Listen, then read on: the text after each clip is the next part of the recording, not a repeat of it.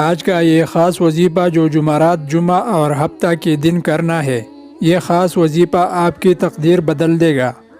سورۃ کوثر کا بہت ہی پاورفل وظیفہ ہے۔ آپ نے یہ وظیفہ صرف 3 دن کرنا ہے۔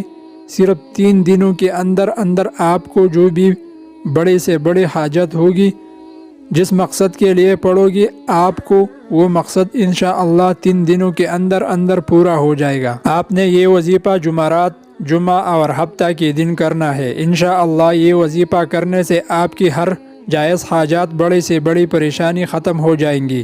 آپ چاہے وظیفہ اولاد کے لیے کر رہے ہیں، چاہے آپ وظیفہ اپنے شادی کے لیے کر رہے ہیں، اگر آپ کی شادی نہیں ہو رہی، اس کے لیے کر رہے ہیں، اس میں آپ کو کامیابی ملیں گی۔ اگر آپ بے روزگار ہیں، آپ کو کوئی کام نہیں مل رہا، آپ اس کے لیے یہ وظیفہ کر سکتے ہیں۔ آپ دشمن سے چھٹکارا پانے کے لیے بھی یہ وظیفہ کر سکتے ہیں۔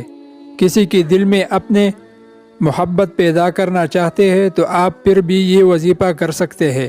اگر آپ کی کوئی بھی حاجات، کوئی بھی مقصد جو آپ پورا کرنا چاہتے ہیں، آپ اس وظیفے کے ذریعے اپنا مقصد پورا کر سکتے ہیں۔ آپ نے صرف 3 دن اس وظیفے کو کرنا ہے۔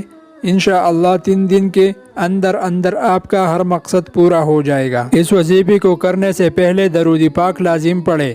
آپ نے وظیفہ کیسے کرنا ہے؟ آپ نے سورۃ الکوثر پڑھنے ہے۔ سورۃ کوثر قرآن پاک کی سب سے چھوٹی سورت ہے، یہ آخری سپارے میں ہے۔ آپ نے جمعرات کو وظیفہ شروع کرنا ہے اور ہفتے کو ختم کرنا ہے۔ 3 دن آپ نے یہ وظیفہ کرنا ہے۔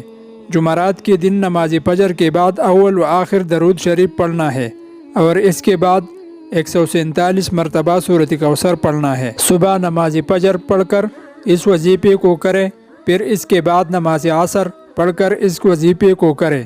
پہلے اول و آخر درود پاک پڑھیں، اس کے بعد 129 مرتبہ سورۃ کوثر پڑھیں اور اسے آپ نے نماز عشاء کے بعد اسی روٹین سے آپ نے یہ وظیفہ کرنا ہے۔ اسی طرح آپ نے تینوں دن وظیفہ کرنا ہے، بالکل اسی طریقے سے کرنا ہے۔ نماز فجر کے بعد، نماز عصر کے بعد اور نماز عشاء کے بعد۔ جمعرات، جمعہ اور ہفتہ آپ کی کوئی بھی حاجات ہے، کوئی بھی مقصد ہے، اس کو ذہن میں رکھ کر اس کو کرنا ہے۔ وظیفہ کرتے ہوئے پوری دھیان کو آپ نے اس وظیفے پر رکھنا ہے، دل میں کوئی بھی شرط نہیں لے کر آنا۔